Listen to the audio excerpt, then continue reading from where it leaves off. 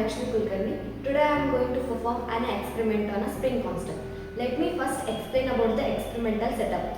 This is the diagram of the experiment. Consists of a helical spring attached with the supporter, pointer, load M.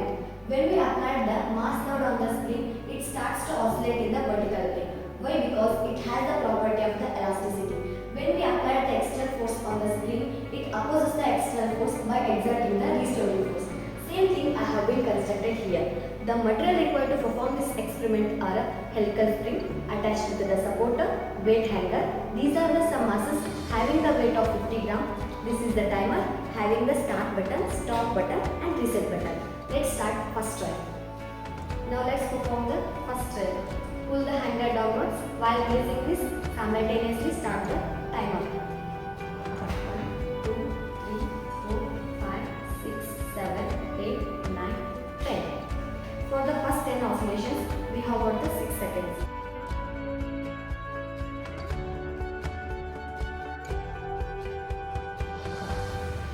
Note down the readings.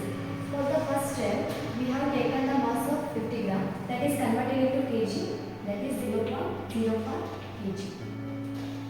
For the first trial, we have got the 6 seconds for 10 oscillations, that is 6. Similarly, do for other two trials.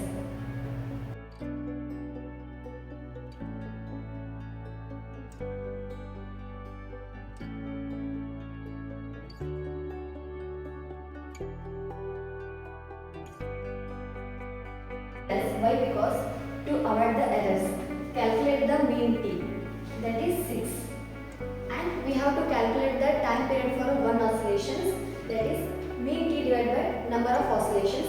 Mean t is 6 divided by 10, that is 0.6. Now square the time period, that is t square 0.36. To add the 50 gram of mass to the hanger, then it become a 100 gram, that is 0.1 kg. Calculate the time for another 10 oscillations for 3 trials. Repeat the same procedure for another 3 trials by adding the 50 gram of mass for each trial.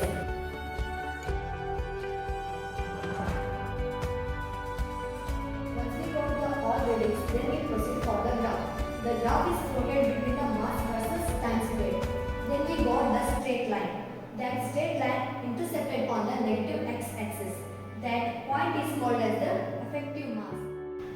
Calculate the slope for the graph, that is given by AC by BC, which may get nearly equal to the 4 kg per second square. Then spring constant k is given by 4 pi square by n.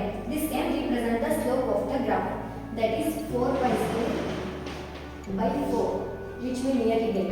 4 get cancelled. Pi square is equal to 9.8 Newton per minute. Thank you.